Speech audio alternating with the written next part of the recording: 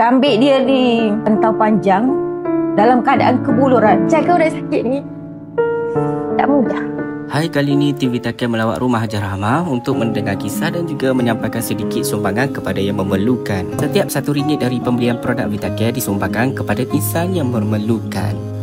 Saya Syahzayati binti Cik Hassan.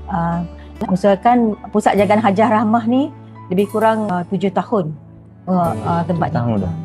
Cetus daripada sini saya tubuhkan pertubuhan Insani Rahmah, di mana saya mengambil warga emas yang kurang kemampuan, yang tak ada keluarga, ditempatkan di sini. Biasanya setiap kali raya lah, terutamanya raya puasa, tapi biasanya raya puasa ni kita akan ambil warga emas ni akan pergi bawa ke supermarket untuk beli baju raya.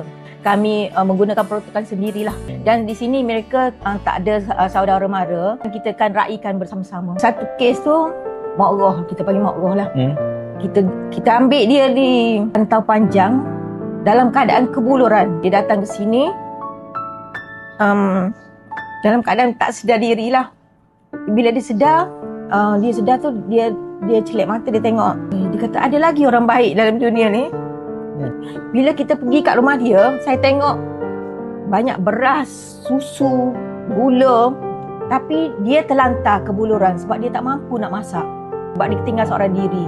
Pok Su meninggal kat sini juga. Yang situ sebab dia tak boleh masuk ke JKM sebab dia ada anak. Tapi anak tak cara dia.